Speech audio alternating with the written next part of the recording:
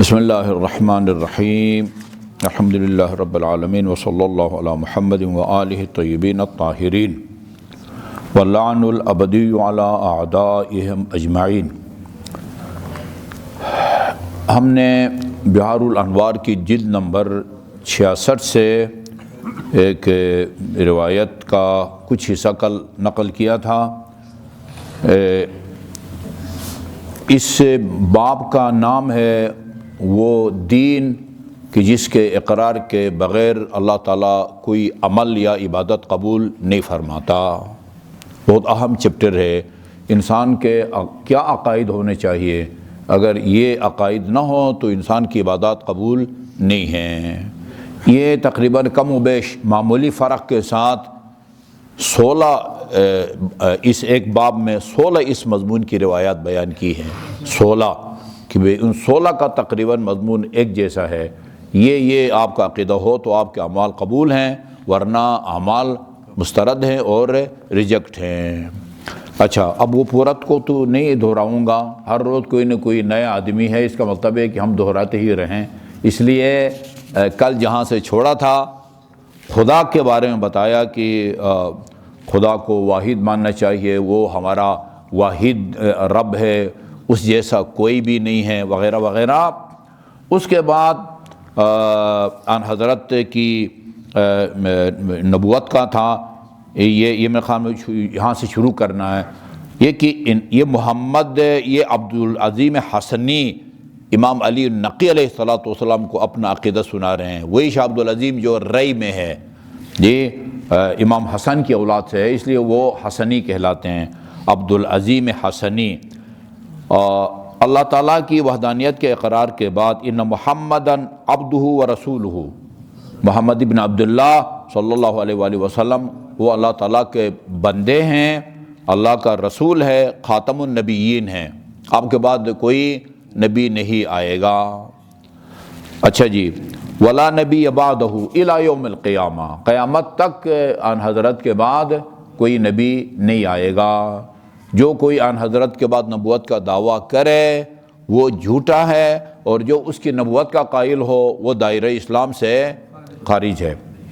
وَإِنَّ شَرِيعَتَهُ خَاتَمَةُ الشَّرَائِعِ، جس طرح آپ خاتم الانبیاء ہیں، اسی طرح آپ کی شریعت بھی خاتمۃ الشرائع ہے، آپ کی شریعت کے بعد اور کوئی شریعت نہیں آئے گی۔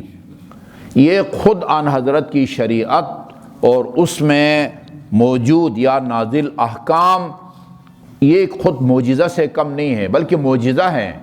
آپ دوبارہ توجہ فرمائیں، زمانہ قیامت تک جتنی بھی ترقی کرے، اسلام کے قوانین اور اس کے اصول قیامت تک کے آنے والے حالات کے ساتھ سازگار ہونے کے لیے کافی ہے۔ یہ خود ایک معجزہ ہے۔ البتہ وہ کل بیان کروں گا۔ اسلام کے احکام دو قسم کے ہیں، یہ بہت توجہ طلب ہے، متغیر احکام اور ثابت احکام۔ ثابت احکام وہ ہیں کہ جو قیامت تک کبھی اس میں رد و بدل یا نظر ثانی لچک کی گنجائش نہیں ہے۔ مثلا ظلم کی خدا کبھی بھی اجازت نہیں دے گا، ظلم کی کبھی اجازت نہیں دے گا۔ احکام ثابتہ ہیں، محارم، ماں بہن وغیرہ، ان سے نکاح، یہ ثابت احکام ہیں، ان میں کوئی رد و بدل جو ہے وہ نہیں ہوتی۔ کچھ متغیر احکام ہیں جن میں رد و بدل کی گنجائش ہے، لچک کی گنجائش ہے، ایک طولانی۔ اور یہ اتنا اہم ہے کہ شیخ محسن علی رحمۃ اللہ علیہ نے وہی آیے کریمہ ما کان محمد ابا احد من رجالکم ولکن رسول اللہ وخاتم النبیین، اس آیے کریمہ میں وہ بہت کم شخصیات کا نام لیتے ہیں، بہت کم شخصیات کا نام لیتے ہیں۔ انہوں نے آیت اللہ محسنی کے حوالے سے یہ لسٹ دی ہے کہ انہوں نے فرمایا یہ اسلام کے ثابت احکام ہیں جن میں کوئی رد و بدل یا نظر ثانی کی لچک کی گنجائش نہیں ہے، اور یہ احکام ہیں جن میں تبدیلی ہو سکتی ہے۔ اچھا، مجھے بڑا تعجب ہوا کہ انہوں نے نا وہ پیر نصیر الدین گوڈلا والے کا ایک شعر بھی جو ہے نا اس میں انہوں نے وہ شامل کیا ہے، وہ جس میں پتہ نہیں کیا ہے کہ امیر المومنین کو شب ہجرت اپنے بستر پہ بچھا کے اعلان کر دیا ہے، اور تو جو ہے نادان ابھی جو ہے نا وہ رتبے کے تقیب میں پڑا ہوا ہے۔ یہ گولڈلہ شریف کا شعر کو پیر گولڈلہ شریف نصیر الدین اس کو اپنی تفسیر میں جو انہوں نے شامل کر دیا ہے۔ تو آپ کی شریعت جو ہے جامع شریعت ہے، جامع یعنی قیامت تک آنے والی انسانیت اور بشر کی ضروریات کو پورا کرنے کے لیے حضرت کی شریعت کافی ہے، یہ ایک معجزہ سے کم نہیں ہے۔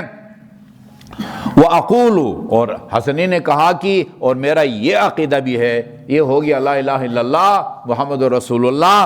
اور تیسرا میرا عقیدہ ان الامام والخلیفۃ وولی الامر بعدہ امیر المومنین علی بن ابی طالب علیہ الصلوۃ والسلام، رسول خدا کے بعد امام، خلیفہ، ولی امر، اطیعوا اللہ واطیعوا الرسول واولی الامر، ولی امر واحد ہیں، اولی الامر جمع ہے، ولی امر ایک ہے اور اولی الامر وہ جمع ہے۔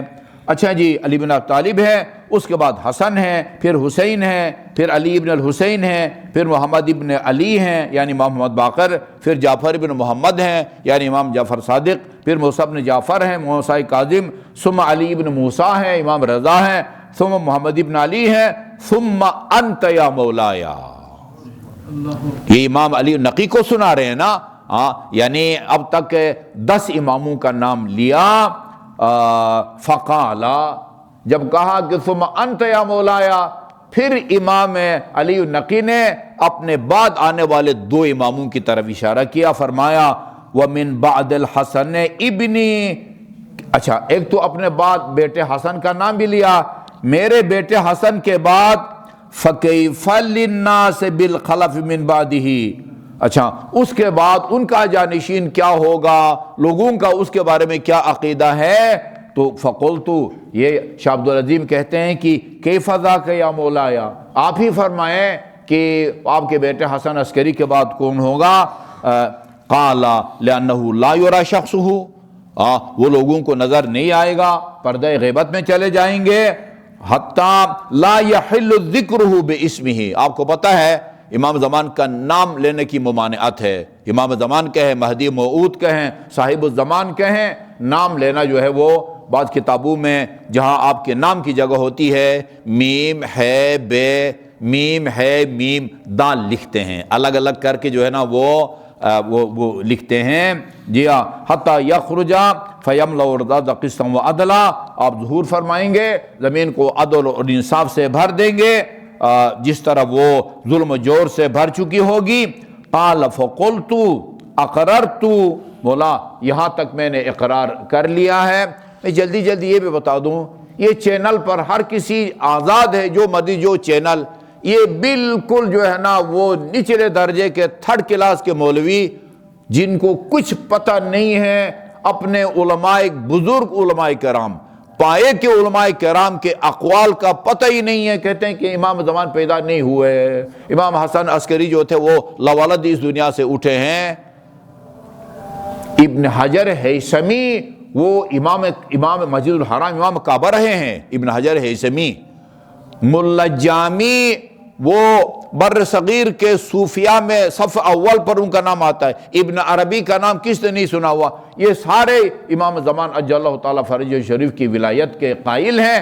آج ایک ایسی وہ محلے کا وہ کہتا ہے کہ وہ کوئی پیدا نہیں ہوئے ہیں، شیعوں کی بنائی ہوئی باتیں ہیں، یہ اپنے 65 علماء کرام جن کے مقابلے میں تیری حیثیت جو ہے ان کے خاک کے پا کے برابر بھی نہیں ہے، وہ کہتے ہیں ظہور کر چکے ہیں۔ اچھا ہم سے یہ کہا جاتا کہ ظہور کیا کر چکے تو کدھر ہیں، کیا کر رہے ہیں، ہم سے نہ پوچھو، ان سے پوچھو جو یہ کہتے ہیں سن 255 ہجری میں آپ پیدا ہوئے۔ ملا جامی کہتے ہیں کہ وہ جناب حکیمہ جو کہ امام حسن کی پھوپھی تھی، وہ کہتی ہیں کہ میں ان کے پاس بیٹھ کے جناب نرجس خاتون کے پاس یہ معوذتین، سورہ قدر، آیت الکرسی کی تلاوت کر رہی تھی، اور نرجس کے شکم پاک سے ان آیات کی تلاوت کی آواز سن رہی تھی۔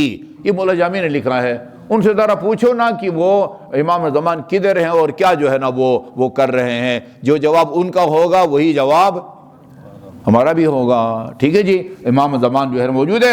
اور وَأَقُولُ، یہ حسنی کہتے ہیں میرا مولا یہ بھی عقیدہ ہے ان المعراج حق، معراج برحق ہے۔ امام جعفر صادق نے فرمایا من انکر المعراج لیس منا من انکر المعراج، جو ہمارے جد کے معراج کے انکار کرے اس کا ہم سے کوئی تعلق نہیں ہے۔ قبر میں سوال جواب یہ بھی برحق ہے۔ تلقین میں شیعہ عقائد کا خلاصہ ہے، تلقین جو قبر میں میت کو رکھ کے ایک دفعہ پڑھتے ہیں، پھر مٹی ڈالنے کے بعد مومنین کے منتشر ہونے کے بعد دوبارہ پڑھتے ہیں، جی یہ اس میں شیعہ عقائد ہیں۔ قبر جو ہے نا وہ سوال جواب حق ہے، جنت حق ہے، دوزخ حق ہے، صراط حق ہے، پل صراط حق ہے، میزان حق ہے، اعمال کو تولا جائے گا۔ ان الساعۃ آتیۃ لا ریب فیہا، روز قیامت آئے گی اس میں کوئی شک نہیں ہے۔ ان اللہ یبعث من فی القبور، جو بھی قبروں میں دفن ہوں گے حساب کتاب کے لیے اللہ تعالیٰ ان کو روز قیامت اٹھائے گا۔ وہ سورہ زلزال میں ہے نا، یوم یصدر الناس اشتاتا لیروا اعمالهم فمن یعمل مثقال ذرۃ خیرا یرہ ومن یعمل مثقال ذرۃ شرا یرہ۔ یہ قیامت کا منظر پیش کیا ہے۔ اقول، مولا میرا یہ بھی عقیدہ ہے ان الفرائض الواجبۃ بعد الولایۃ، ائمہ معصومین کی ولایت کے اقرار کے بعد جو فرائض ہیں، نماز، روزہ، حج، زکوٰۃ، امر بالمعروف نہی عن المنکر ہے۔ فقال علی بن محمد، حسنی نے اپنا جو یہ عقیدہ سنایا، امام نے فرمایا یا ابا القاسم ھذا واللہ دین اللہ الذی ارتضاہ لعبادہ، یہی وہ دین ہے جو اللہ نے اپنے بندوں کے لیے پسند کیا ہے اور تم نے مجھے سنا دیا ہے۔ یہ وہی دین ہے جو اللہ تعالیٰ نے اپنے بندوں کے لیے پسند کیا ہے۔ فاثبت علیہ، اس پر ثابت قدم رہو، ایک قدم جو ہے پیچھے نہیں ہٹنا۔ ثبتک اللہ بالقول الثابت، دعا بھی دنیا میں بھی اور آخرت میں بھی تجھے اس عقیدے پر ثابت قدم رکھے۔ اللہ تعالیٰ ہم سب کا انجام بخیر فرمائے، کیونکہ شیطان جو ہے آخری وقت تک، اسرائیل کے آنے تک بندے کو گمراہ کرنے کی کوشش میں جو ہے وہ لگا رہتا ہے۔